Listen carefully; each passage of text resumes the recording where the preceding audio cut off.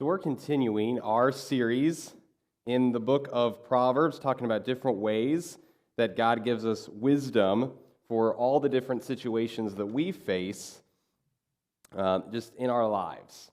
And so this morning we come to the topic of work, which we all have going on in our lives right now. Even if you're retired, there's still work to do. There's still things around the house or things out in the yard. We still have roles and responsibilities to take care of. And even if you're a student and you're like, well, I don't actually necessarily have a job or a full-time job, hey, you're not off the hook either, because school and all that homework you have to do and test prepare for, well, that's work too.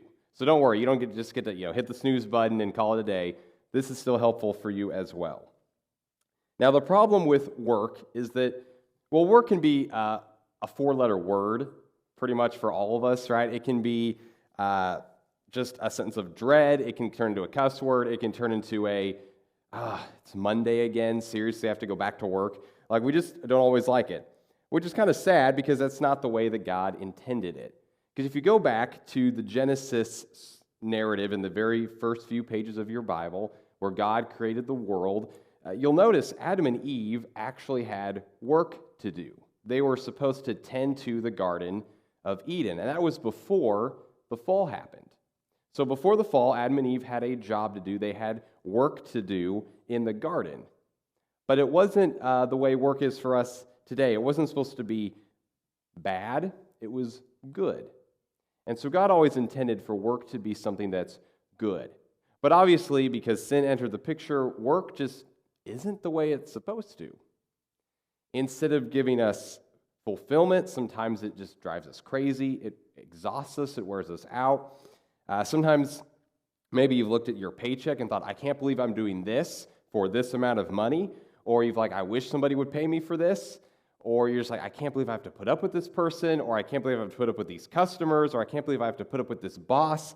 You've just had those moments where you dread going to work. It's not fun. It's stressful. It's exhausting. I mean, we do all kinds of things to escape work, get out of work.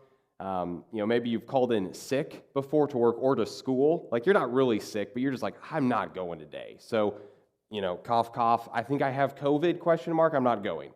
Back in my day, it was you hide the thermometer near a light bulb and try to convince your parents you're running a fever so they'll let you stay home. That's probably changed. You probably have some new tactics that you use. But work it's just not fun as it used to be. It's not pleasant like it used to be.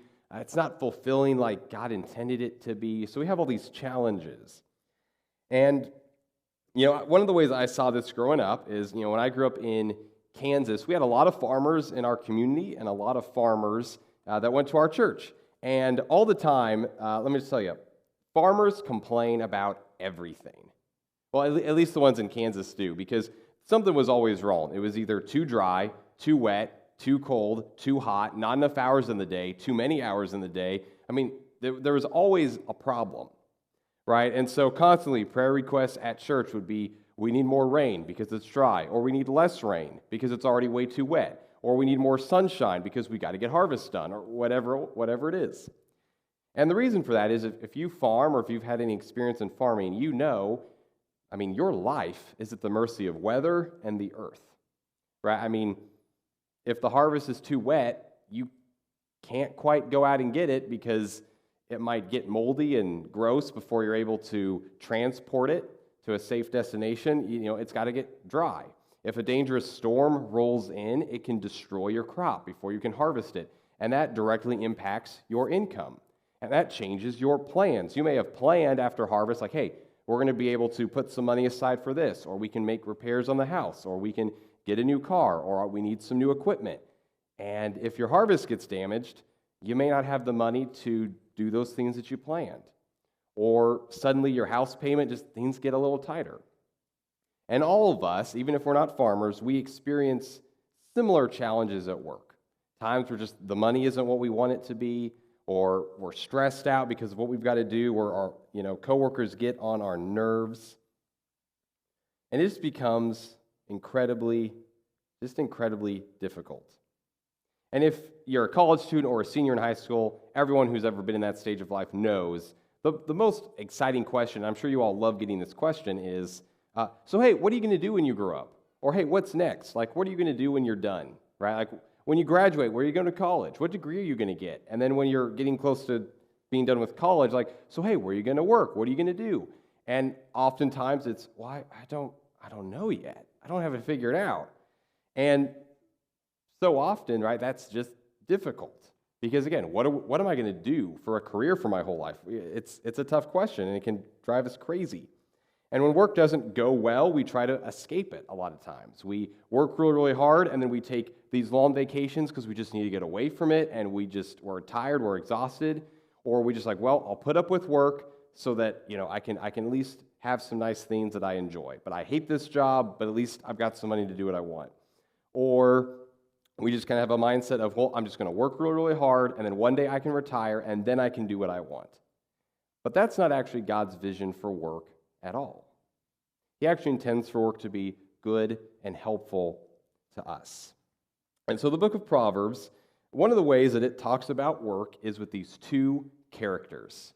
And a couple weeks ago, you would probably remember Caleb talked about one of his favorite characters in the book of Proverbs, which I'm going to have to talk to him about this later, because his favorite character is the sluggard. But the sluggard is kind of Proverbs' example for like what maybe not to do.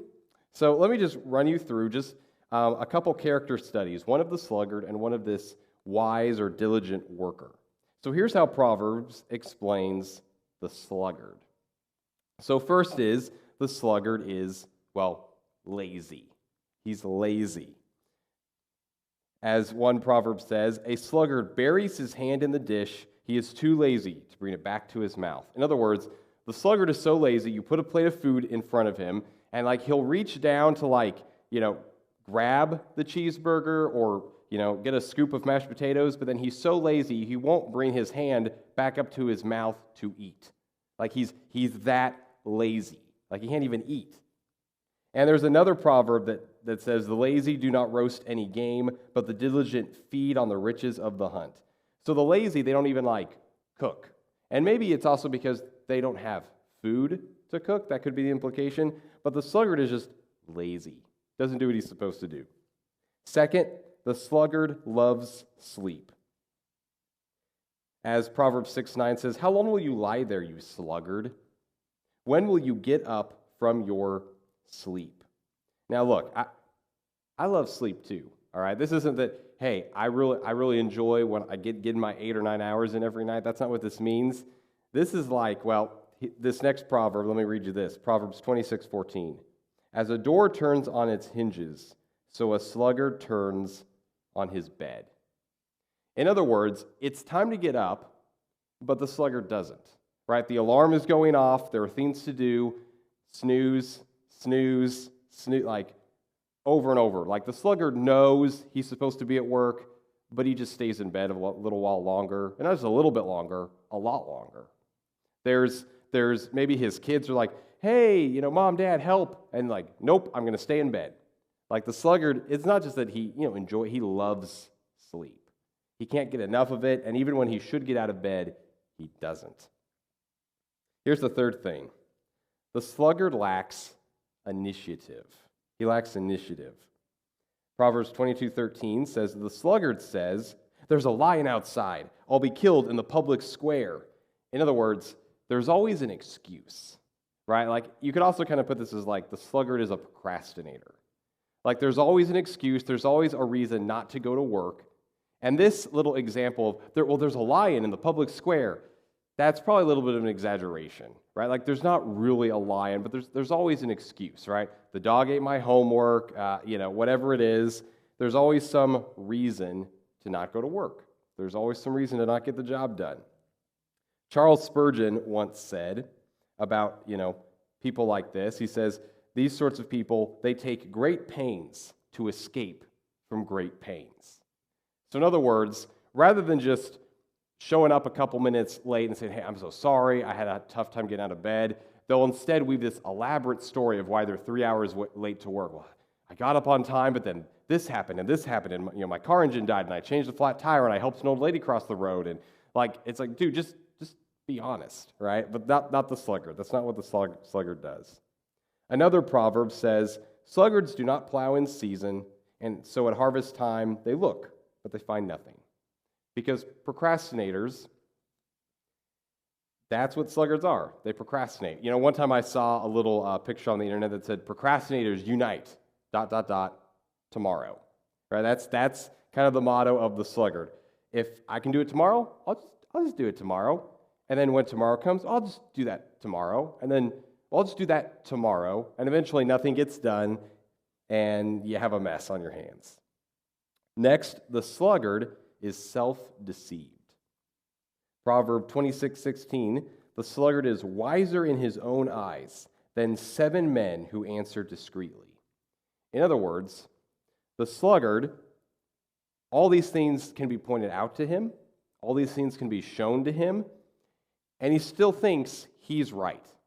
Like, it doesn't matter how many people you gather together, because in the Bible, 7 is a number of perfection or completion. So it's not just literally 7 men, it's you can get any number of people who are wise and smart and intelligent, and even though you have all these people who agree and tell the sluggard, hey, you really should get up on time, or hey, do you realize it would help if you harvested at the right season, or whatever, he's still going to say, no, you guys, you've got it all wrong. Like, I know what's best. And so that's just one of the things about the sluggard, is he thinks he's right, but he's not. And no matter how many people try to tell him he's wrong, nope, he's not going to hear it. He's not going to buy it. Here's the next thing about the sluggard. A sluggard causes destruction. Proverb 18:9, one who is slack in his work is brother to one who destroys. In other words, laziness goes hand in hand with destruction. And this will probably help make that proverb make a little more sense. This is Caleb's favorite proverb, if you remember him saying this a couple weeks ago. Proverb 10:26, as vinegar to the teeth and smoke to the eyes, so are sluggards to those who send them. In other words, a sluggard is bad for business. You would not want to send a sluggard to advertise for your company. You would not want to be their reference on a job application. You're just like, nope, they're bad for business. They leave destruction in their wake because of all these other things that they do. So let me give you a kind of this picture. Proverbs gives this picture that kind of helps put all these together.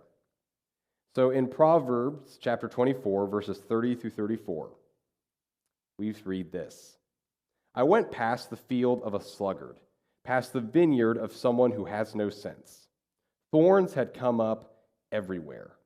The ground was covered with weeds, and the stone wall was in ruins. I applied my heart to what I observed and learned a lesson from what I saw. A little sleep, a little slumber, a little folding of the hands to rest, and poverty will come on you like a thief, and scarcity like an armed man. Now, if you kind of, at first glance, you hear that a little sleep, a little slumber, a little folding of the hands, it kind of sounds like if you take a break at all, any kind of rest, any kind of break, and you're in trouble. So, hey, there's no time for rest, you got to keep working. That's not really what the proverb is saying. Because if you pay attention to the first part of that picture, this man describes he goes by the house of a sluggard, and it's overgrown with weeds, the fence is torn down, the house, the paint is chipped, it's in disarray. Those are not things that happen because you took a little power nap in the afternoon or because you took a vacation in the summer. Those are things that happen when over and over and over again, you don't do the work that you've been assigned to do. You stay in bed when there's things to be done. You're lazy, you don't take initiative. It's like you need somebody else to tell you what to do. If you do that over and over again, that's the picture. That's not a proverb to say, hey, you can never take a break. That's a proverb to say what happens when these things the sluggard does become consistent of your life. Because I don't think anyone's ever, like on a Saturday when you need to mow the yard, it's not like, well, I'm going to take a quick power nap and then I'll go mow the yard. It's not like, well, the yard needs mowed, and then you wake up from your power nap and it's overgrown and there's weeds everywhere, right? That doesn't happen in a short span of time. That happens after a couple weeks of, I'll just mow tomorrow. I'll mow next Saturday. I can wait a month. It's fine. And that's the image that Proverbs gives of this sluggard. And Proverbs also gives consequences to this sluggard. Because this kind of way of laziness just means that you're going to have poverty and hunger. You're going to also be a disgrace to your family.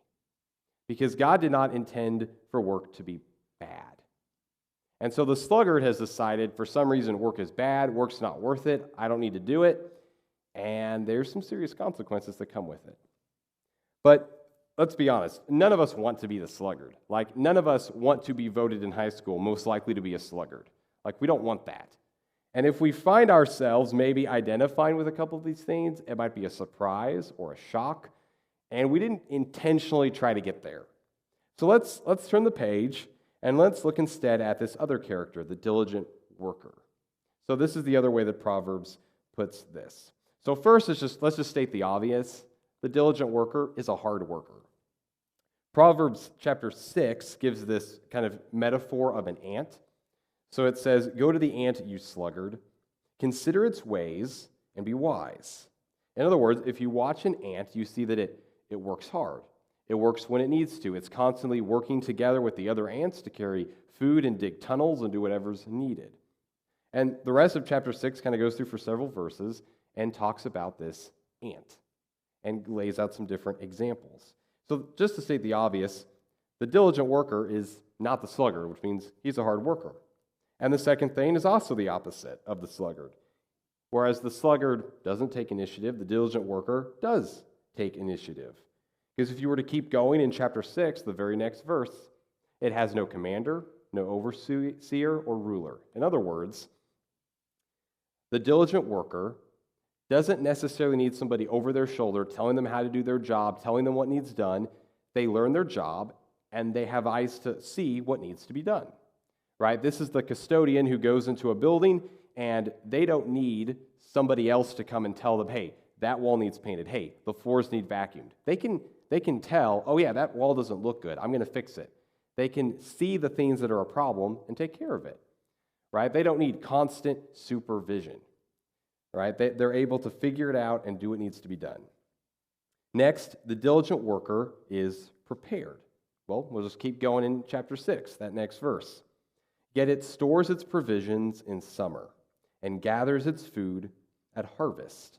Another proverb says, "The plans of the diligent lead surely to advantage." So the diligent worker, they know about the future. They do their best to predict and plan for things. They're not always going to get it right, but they get ready. They know there's a time to harvest, and they need to save some of that harvest for later when there's not as much food. They know they need to put money away in savings for different things. They just know they've got to be ready for maybe some emergencies or some unexpected problems that might come up, and they do their best to get ready for that. That's what the diligent worker does. Next, the diligent worker performs work with excellence. Proverbs 22:29. "Do you see a man skilled in his work? He will stand before kings." Now, you know what's really interesting to me is the very first time in the Bible that the word wise is used in Hebrew is in the book of Exodus. And it's not talking about really smart people. It's talking about workers. The first two people that God calls wise have these really fun names. And they show up in the book of Exodus, and God calls these two guys in Exodus chapter, let me make sure I get this right for you, Exodus chapter 28. And he says these two guys, they're going to build the tabernacle, which is where God's presence is going to live. And the other guy, he's going to create the clothing for the high priest to very specific dimensions. And it says that God's Spirit came on these men, and they became wise for doing these things. So wisdom isn't just about what you know up here, it's what you do with your hands. So yeah, being excellent in your job, getting better at it, learning a skill and improving upon it, that's a good thing. That's part of God's plan. And if you do really well, I mean, we all know you can look out and see when you do a good job, generally your status starts to rise a little bit. And we know that's not always true, but generally when you do really good work, people want you to do the job. And you get a little better reputation, and more people come asking for help, and some people with bigger projects, bigger contracts, bigger companies, they want you to come work for them because they see what you've done. The last thing about this diligent worker is this worker patiently pursues success. Those who work their land will have abundant food, but those who chase fantasies will have their fill of poverty. In other words, they're not getting distracted by kind of the get-rich-quick schemes or little pyramid schemes or whatever. They're focused on knowing that if I work hard and I keep working, that's going to help prepare me for the future. That's going to help set me up, right? They understand that, hey, at first I might have to start small, but if I do well with a few things, I can grow my business, or I can grow my clients, or I can learn to do a little bit more, and I can handle more. They know how that works. And they understand success, it takes some time. And of course, Proverbs also says, well, if you live like the worker, you're going to find your own rewards. And they talk about that as, you're going to have fulfillment in work, you're going to have financial success, you're going to be given respect, and you're going to be able to enjoy the fruit of your labor, whether that's finances or knowing you have a job well done or having people who really respect you or trust you because they see the good work you do, right? There's things that come with that. So Simon Sinek he's kind of this leadership coach. He's written a number of books, and what really propelled him is he gave a TED Talk, several years ago now, called Start With Why. And so he's spoken a lot, been interviewed a lot, and been just a leadership business consultant for a lot of people. And just a few years back, he gave this interview that kind of, broke the internet. It rapidly got millions of views in a short amount of time. And he was asked what's called the millennial question, which is, well, how do you deal with, people in my generation? How do you deal with them? Because he said every time he goes to consult anybody, they ask, well, Simon, what do we do about millennials? Because they show up and they want free food and beanbag chairs and they want to make an impact, but they just don't fit our work culture.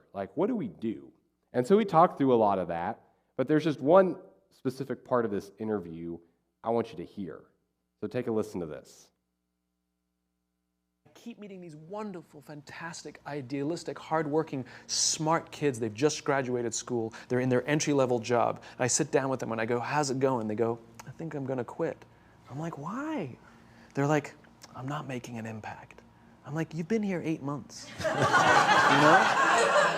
It's as if they're standing at the foot of a mountain and they have this abstract concept called impact that they want to have in the world, which is the summit. What they don't see is the mountain. I don't care if you go up the mountain quickly or slowly, but there's still a mountain. And so what this young generation needs to learn is patience. That some things that really, really matter, like love, or job fulfillment, joy, love of life, self-confidence, a skill set, any of these things, all of these things take time. Sometimes you can expedite pieces of it, but the overall journey is arduous and long and difficult. And if you don't ask for help and learn that skill set, you will fall off the mountain, or you will, the worst case scenario, and we're already seeing it, the worst case scenario is we're seeing an increase in suicide rates. We're seeing an increase in this generation. We're seeing an increase in accidental deaths due to drug overdoses. We're seeing more and more kids drop out of school or take leaves of absence due to depression. Unheard of. These are all, this is really bad. The best case scenario, those are all bad cases, right? The best case scenario is you'll have an entire population growing up and going through life and just never really finding joy. They'll never really find deep fulfillment in work or in life. They'll just waft through life and it'll be just, it's fine. How's your job? It's fine. The same as yesterday. How's your relationship? It's fine. That's the best case scenario. So what I want you to get from that is a couple things. First is he talks about kind of this mountain. Because I know for a lot of us, you've probably seen somebody and it seems like they're already at the top of the mountain and they got there faster than you, they're younger than you, and you want to be on the mountain as well. But what Simon's talking about and what Proverbs points to as well is there's this mountain and you've got to climb it, and that takes diligent work. It's hard work. It takes time. You've got to apply yourself. You've got to be patient. You've got to be okay with some failures and some setbacks. But there's a mountain to climb. And yeah, when you get to the top, You'll be amazed at what God does with you. But you got to let him get you up the mountain first. The second part of that is what he was talking about at the end, which is the rising rates that we're seeing in depression and suicide, and even the potential for just there to be no joy. Because I think what Simon's hitting on is actually where the book of Proverbs and God's wisdom in the world comes into play. That work can actually be meaningful and joyful. You don't have to feel like you're stuck in a job you hate. Because there's so much more to work than just grinding away for a paycheck or whatever it is. And so here's where I think the answer to this problem of work is this. It's not work harder. Now, maybe some of you this morning, that's just what you needed. You needed a little kick in the pants from seeing the sluggard and the wise worker, and you just need to hear, you know what, I just need to get up on time, and I just need to work a little harder. But for most of us, that ain't going to work for very long.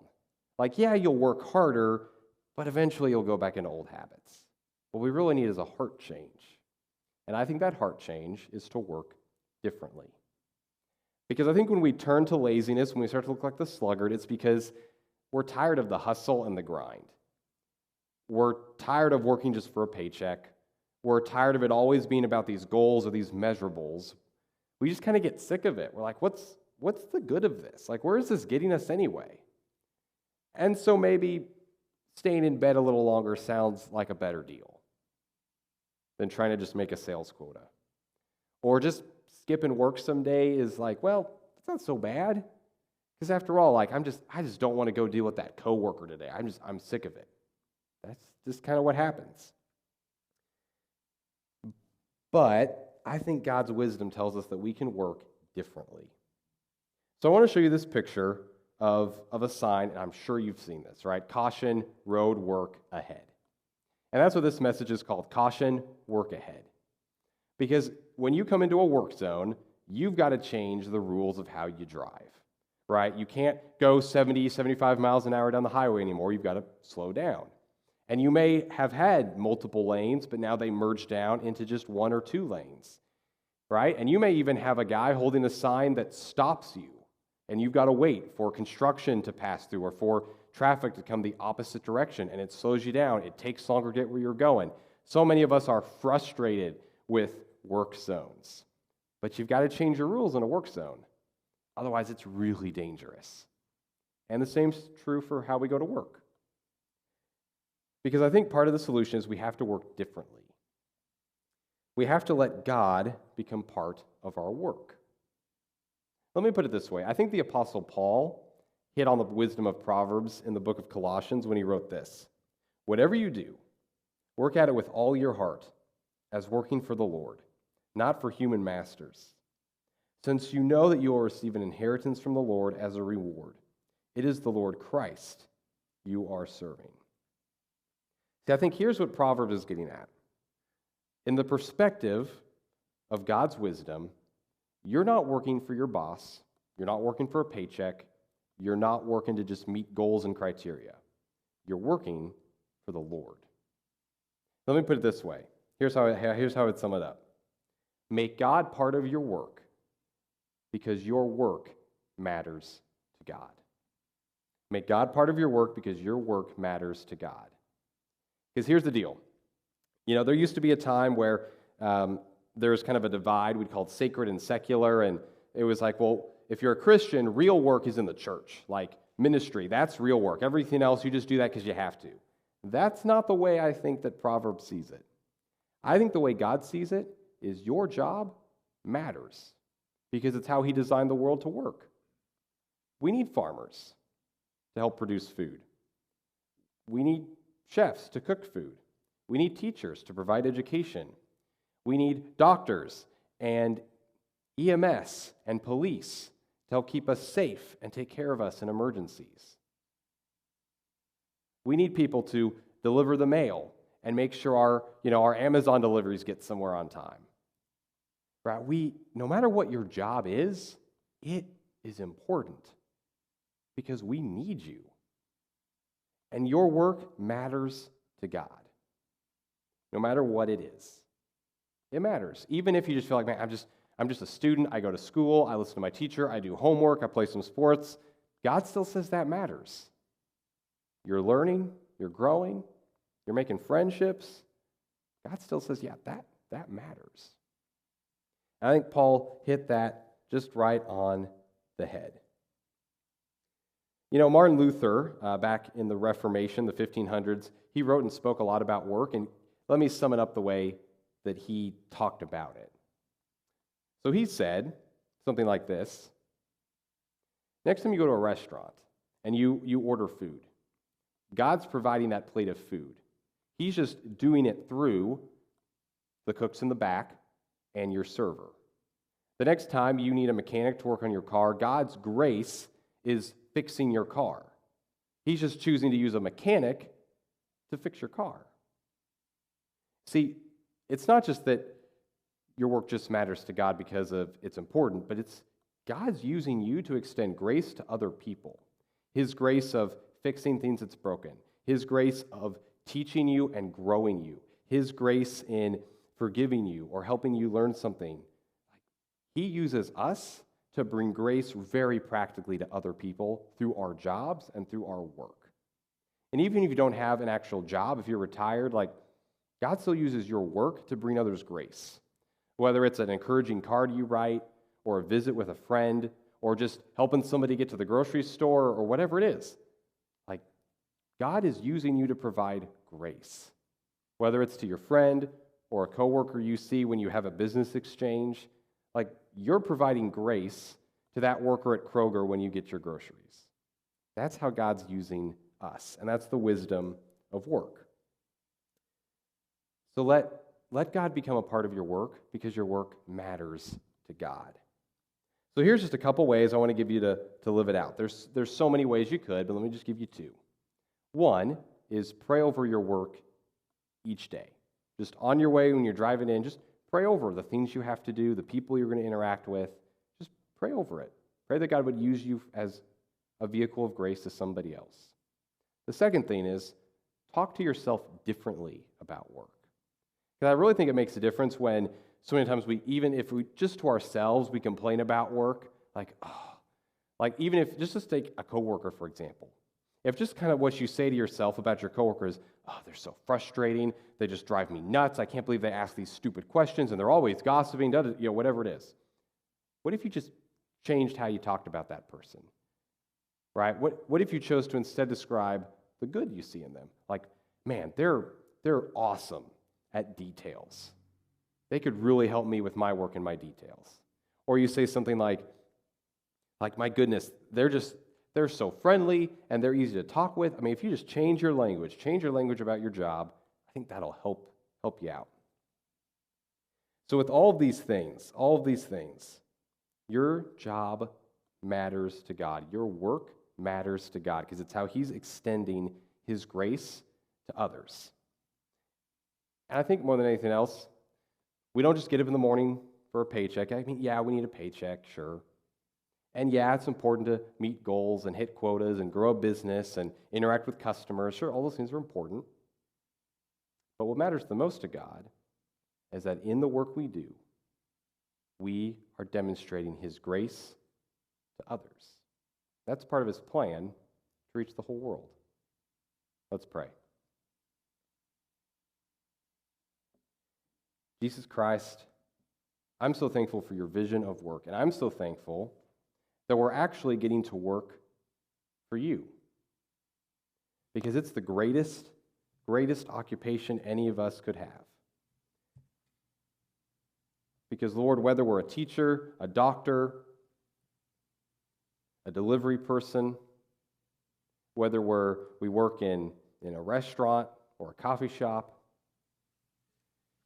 or whether maybe we've been retired for many years or struggling even right now to have a job or find a job. God, you use our work, whatever it is, whatever form it takes, to show others grace. And so please help us be extensions of that grace. And I just pray for forgiveness for the times where maybe we've been more like the sluggard and we've just stayed in bed a little too long, or we've kind of procrastinated or given up on an opportunity that you've put right in front of us. And more than anything else, Jesus, through your Holy Spirit, would you help us show love through our work to those around us. In your name I pray, amen.